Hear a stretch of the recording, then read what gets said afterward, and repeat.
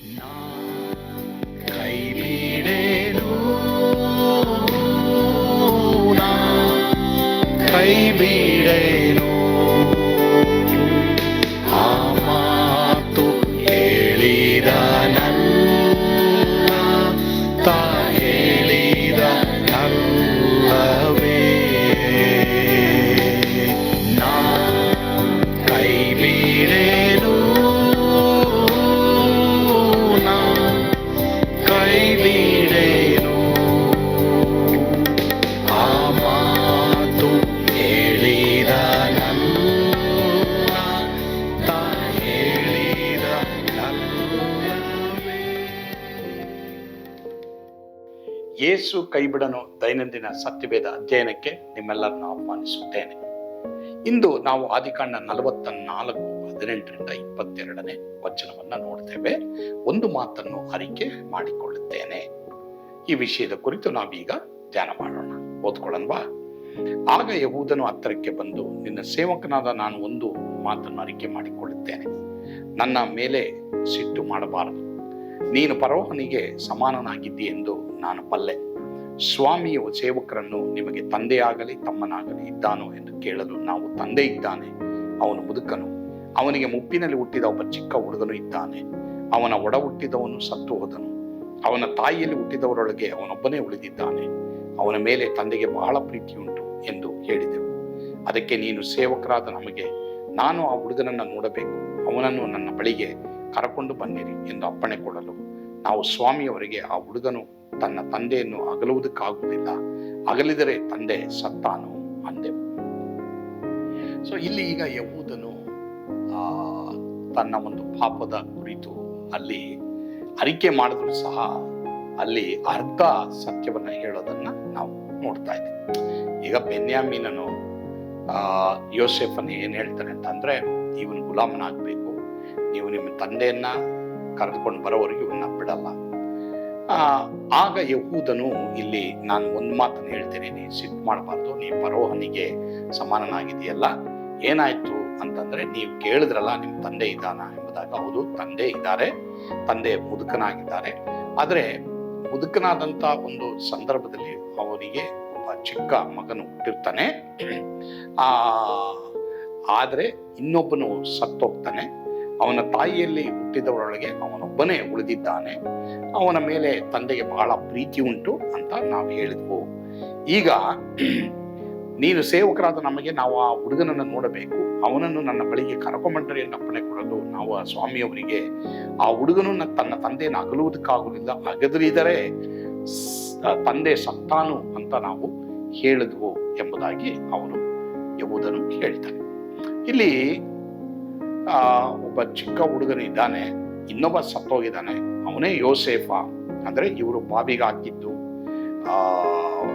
ಕಡೆಗೆ ಪೋಟಿಫರನ ಒಂದು ಇವರಿಗೆ ಮಾರಿದ್ದು, ಇದನ್ನೆಲ್ಲ ಹೇಳಲ್ಲ, ಸತ್ತೋಗಿದ್ದಾನೆ ಅಂತಾನೆ ಸುಳ್ಳು ಹೇಳ್ತಾನೆ, ಮತ್ತೆ ಅರಿಕೆ ಮಾಡ್ತಾನೆ.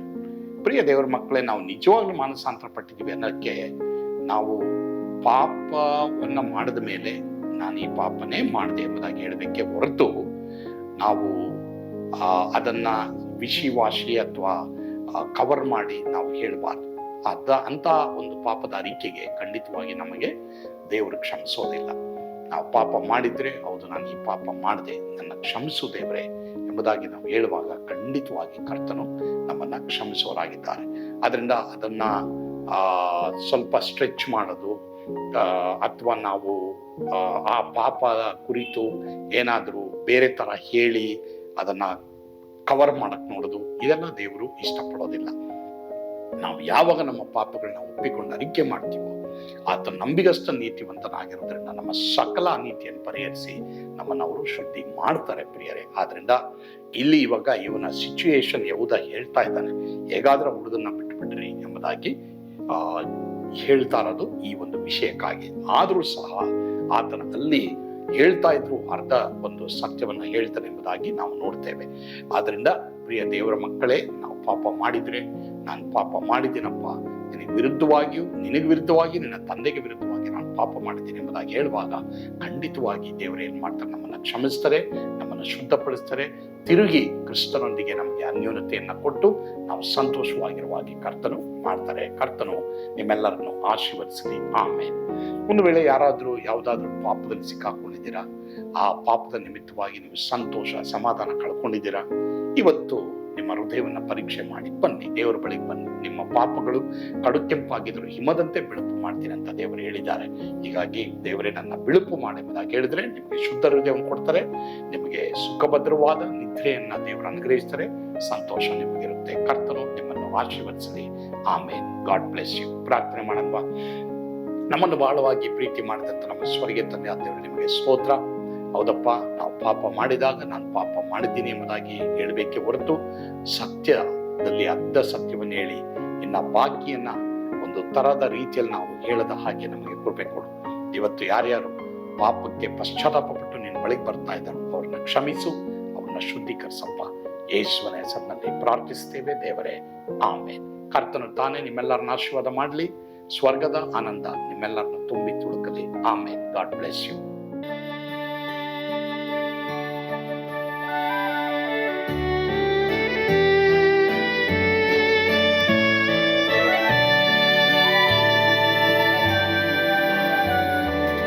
ಓ ಎಂಥ ಅದ್ಭುತವಾದ ದಿನ, ನಾನೆಂದಿಗೂ ಮರೆಯೇನು.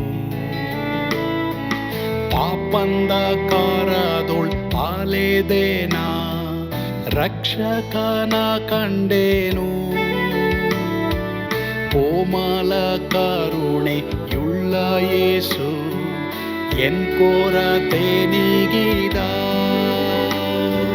ಕತ್ತಲೆ ಹೋಯಿತು, ಜ್ಯೋತಿಯು ಮೂಡಿತು, ನಾನೀಗ ಧನ್ಯನಾದೆ.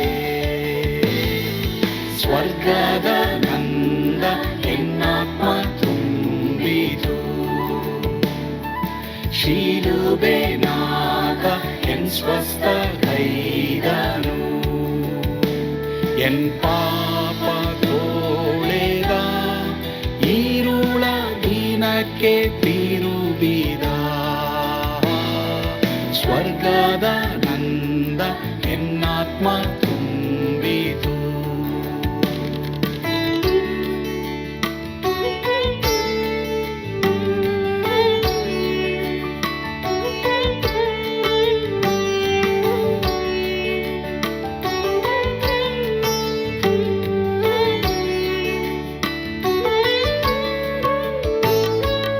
ಆತ್ಮನ ನೂತನ ಜನ್ಮದಿಂದ ದೇವಪುತ್ರನಾದೇನು. ನೀತಿ ನಿರ್ಣಯವ ಹೊಂದಿದೇನು, ಭಾಗ್ಯವಂತನಾದೇನು. ಪಾಪಾತ್ಮನಾಗಿ ನಾ ಬಂದಾಗಲೇ ಆಶೀರ್ವಾದ ಸಿಕ್ಕಿತು. ಕೃಪೆಯ ಮೂಲವೇ ರಕ್ಷಣೆ ಹೊಂದಿದೆ, ಸುನಾಮ ಕೊಂಡಾಡುವೆ. ಸ್ವರ್ಗದ ನಂದ ಎನ್ನಾತ್ಮ ತುಂಬಿತು, ಶಿಲುಬೆನಾಗ ಎನ್ ಸ್ವಸ್ಥ ಕೈದನು. ಎನ್ ಪಾಪ ತೋಳೆದ, ಈರುಳ ದಿನಕ್ಕೆ ತಿರುಗಿದ. ಸ್ವರ್ಗದ ನಂದ ಎನ್ನಾತ್ಮ ತುಂಬಿತು.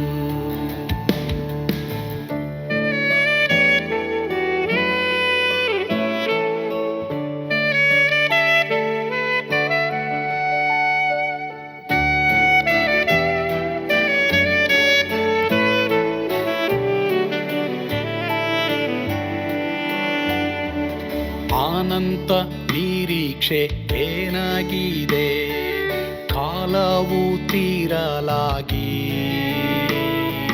ಸ್ವರ್ಗದ ಭವ್ಯ ಬಿಡಾರದಲ್ಲಿ ನಿತ್ಯವಾಗಿ ಇರುವೆ.